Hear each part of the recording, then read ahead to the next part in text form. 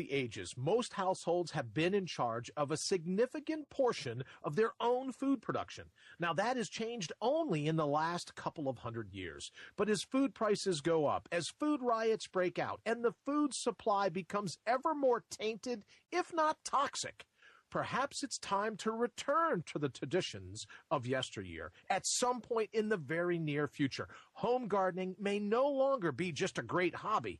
For millions of Americans, it could very well become a necessity. Here are the three major reasons why that's so. Reason number one, food prices are going up, up, up, and they may never come down again. Thieves steal rice right from the fields. Hijackers loot trucks carrying flour, milk, and juice on their way to the supermarkets. Lethal fights break out in the bread lines. People are trampled to death in the frenzied rush caused by a sale of cooking oil. These scenes were repeated in the world over in 2008 as food shortages caused unrest and riots on every continent. And it's only the beginning. Now, we don't need economists to tell us that 2008 wasn't an isolated event. Case in point, 2011 started off with food riots in North African country of Tunisia, which sits on the Mediterranean, just a short boat ride from Italy.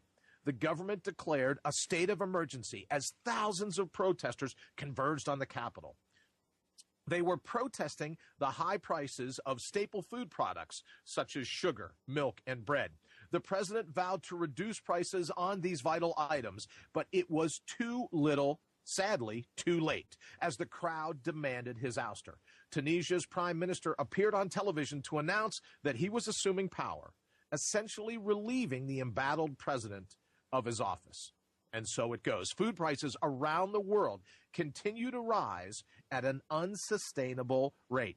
In January 2011, the United Nations Food and Agriculture Organization, or the FAO, reported that its food price index jumped 32% in the second half of 2010, the highest such single jump since 2008. Now, this jump put food prices at the highest levels ever recorded since FAO began tracking food staple prices in 1990.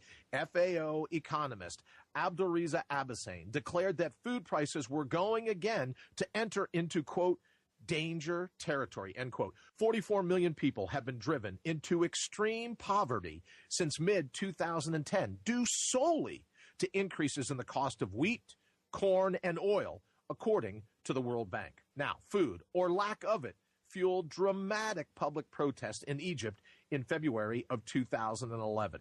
Egyptians were crying out against skyrocketing food prices and the Mubarak government's lack of response to the crisis.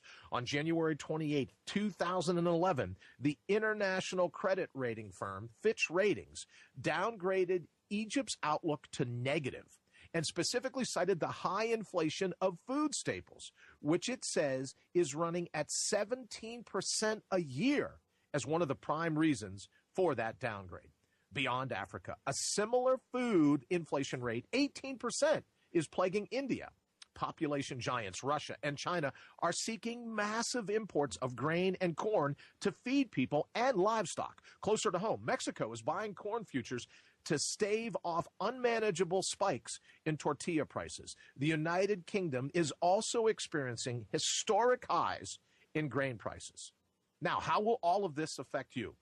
Despite the crisis occurring in most of the world, the United States is not currently suffering to the same level, at least not yet.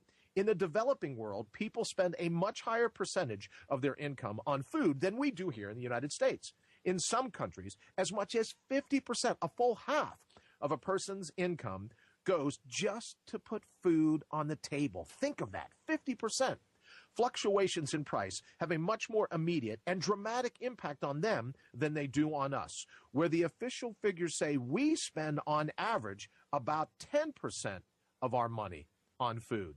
But this low number is misleading. Lower income Americans can and do spend in the range of 30 to 40% of their income on food. In 2010, American food prices officially rose approximately 1.5%. Now, the U.S. Department of Agriculture is predicting that food prices here in the U.S. will rise 2 to 3% in 2011. While this is not earth-shattering, it would still be up to twice the rate of general inflation here in the U.S. These figures, however, don't really give an accurate picture of what's going on, and we're going to talk about that more here shortly. Gwaine Kripke, the policy director of Oxfam America, warns that this relatively modest rise is a mere polite warning of what is to come. Think about that, a polite warning of what is to come. The Department of Agriculture's chief economist, Joseph Glauber, has said that the rising cost of agricultural products will likely hit American consumers the hardest, with a sharp increase in meat and dairy products. As the cost of feed for livestock increases, farmers usually reduce the size of their herds, leading to lower production levels of beef, pork, and dairy products. Currently, 40% of the corn produced is used for animal feed. And indeed, prices for these items rose faster in 2010 than for other food products. Glauber predicts the trend will continue into the future as prices for agricultural products continue to rise as global supplies contract. In a 6-month period from 2010 to early 2011, global corn future prices rose from $3.50 to $7 a bushel.